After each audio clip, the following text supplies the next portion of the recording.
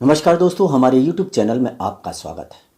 तो दोस्तों, जो लोग नए हैं वो हमारे चैनल को सब्सक्राइब कर लें और हमारे वीडियो को लाइक करना ना भूलें। तो एक बार फिर हम आपके लिए लेकर आए हैं सच्ची घटना पर आधारित हॉरर कहानी। नन्हे अपने परिवार के साथ में रायपुर में रहता था। उसका घर पुराने कब्रिस्तान के पीछे था।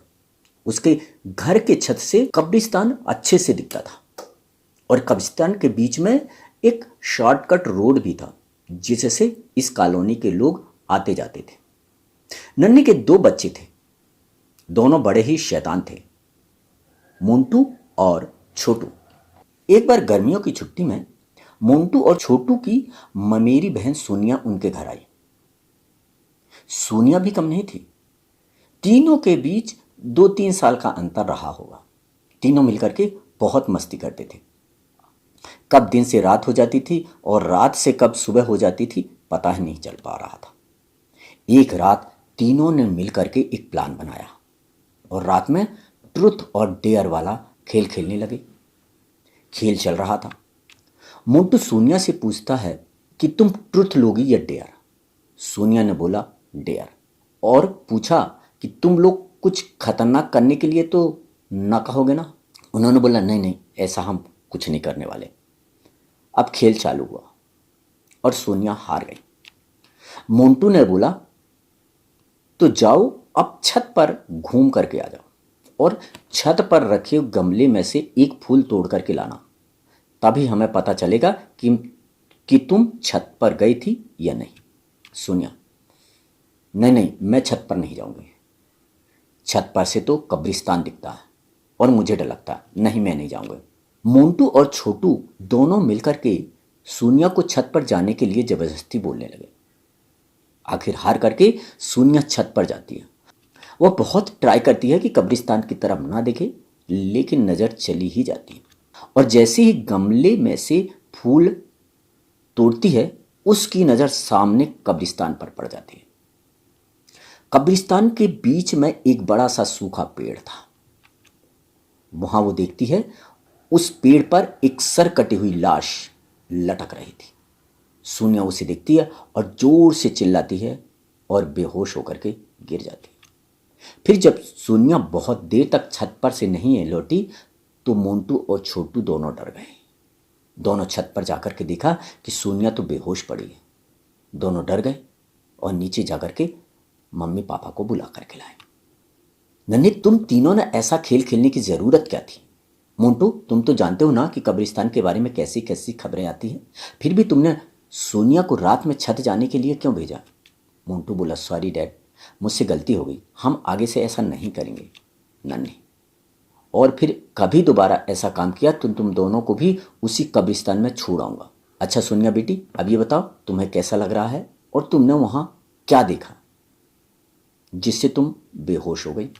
सोनिया डरी हुई थी, सहमी हुई थी और मामा को सारी बात बता दी। नन्ही को उस कब्रिस्तान के बारे में ऐसी कुछ खबरें मालूम थी, इसलिए उसने सोनिया को डांटा नहीं और बच्चों को भी संभल कर रहने के लिए कहा। कुछ दिनों बाद तुम्हें क्या लगता है, सोनिया ने जो कहा वो सच था? मुझे तो लगता है कि वो झूठ बोल रही थी या उसका भ्रम था। छोटू, अरे नहीं भैया, तुमने उसकी हालत देखी नहीं थी। मुझे लगता है कि वो सच बोल रही थी और उसने कुछ ना कुछ तो देखा ही था। मोंटू कुछ सोचने लगता। मोंटू, चलो हम कब्रिस्तान में जाकर के देखते हैं क्या वो सही है। छोटू, नहीं भैया, तुम पागल तो नहीं हो गए हो? मुझे अपनी जान बहुत प्यारी है, मैं नहीं जाऊंगा और तुम भी मत जाओ। छोटू बहुत मना करता है। इसके बावजूद मोंटू नहीं मानता। उसे तो देखना था कि कब्रिस्तान में है क्या, और वह अकेले ही कब्रिस्तान की ओर चल देता है। कब्रिस्तान का दरवाज़ा खोलता है और अंदर चला जाता है। वहां उस पेड़ की ओर देखता है जिस पर सोनिया को सर कटी हुई उल्टी लटकी हुई लाश दिखी थी। मोंटू खड़े होकर के उस पेड़ की ओर देखता है। तभी एक अदृश्य हाथ उसके पैरों को पकड़ लेता है। मोंटू डर जाता है और जोर से चिल्लाने लगता, बचाओ बचाओ, मुझे छोड़ दो, मुझे छोड़ दो, मुझसे गलती हो गई, मैं अब इधर कभी नहीं आऊँगा, मुझे छोड़ दो। दूसरे कोने पर एक कब्र होती है जो कि खुली हुई थी। उसके ऊपर ताज़ा खून लगा हुआ था। उसमें से एक हाथ निकलता है और मोंटू को खींच कर लाता है और उस कब्र में धकेलने की कोशिश करता है। मोंटू चिल्लाता है, रोता, छोड़ दो मुझे, मुझसे गलती हो गई, मैं अब यहाँ कभी नहीं आऊँगा, मुझे मत मारो, मुझे जाने दो। उसी वक्त नन्हे कब्रिस्तान के रास्ते घर लौट रहा था और उसे मोंटू की आवाज़ सुनाई दी। नन्हे, ये क्या? ये तो मोंटू की आवाज़ लगती है। कहाँ वो? आवाज़ तो इसी कब्रिस्तान से आ रही है। वो चिल्लाने लगता है, ढूंढने लगता है, मोंटू मोंटू मोंटू। कब्रिस्तान के चारों ओर देखता है लेकिन मोंटू कहीं नजर नहीं आता। इधर उधर देखता है, भाग करके घर आता है, घर पर देखता है, घर पर चिल्लाता है, मोंटू मोंटू, लेकिन घर पर तो मोंटू था नहीं। छोटू से पूछता है कि मोंटू कहाँ है। मोंटू सच सच बता देता है कि पापा, मोंटू तो कब्रिस्तान गया था, मैंने उसे बार बार मना किया था लेकिन वो माना नहीं। वो ये देखना चाहता था कि सोनिया जो बोल रही है वो सच है या नहीं। नन्ही घबरा जाता है, परेशान हो जाता है। मतलब वो जो आवाज़ उसने मोंटू की सुनी थी वो सही थी, वो कब्रिस्तान के ही अंदर है। उसे कुछ समझ में नहीं आ रहा कि क्या करे।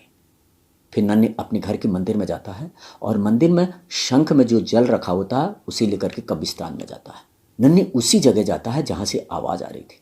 उसके आसपास जल छिड़कता है, फिर उसे किसी के घसीटने के निशान दिखाई देते हैं। उस निशान का पीछा करते हुए वह उसी कब्र पर पहुंच जाता है जहां पर मोंटू को वो हाथ धकेल रहा था। नन्ही कब्र के आसपास वो जल छिड़कता है तो कब्र में से अजीब अजीब तरह की आवाज़ें आने लगती हैं। नन्ही, मुझे लगता है कि भूतों ने मोंटू को इसी कब्र के अंदर ले गए हैं, हमें जल्दी मोंटू को निकालना होगा। और नन्हे उस पवित्र जल को आसपास छिड़कता है जिससे भूत कोई नुकसान नहीं पहुंचा पाए। नन्हे कब्र को खोलने की कोशिश करने लग जाता है और धीरे धीरे कब्र खुल जाती है और उसके अंदर मोंटू बेहोश पड़ा मिलता है। नन्हे उस जल को मोंटू के ऊपर छिड़कता है और धीरे धीरे उसे होश आ जाता है। तो दोस्तों, कैसी लगी ये कहानी हमें कमेंट करके ज़रूर बताइए। आपके प्यार के लिए बहुत बहुत धन्यवाद। तो देर किस बात की है, वीडियो को लाइक करें और जो हमारे चैनल में नए हैं वो इस चैनल को सब्सक्राइब ज़रूर करें। तो मिलते हैं एक नई डरावनी कहानी के साथ। थैंक यू, धन्यवाद।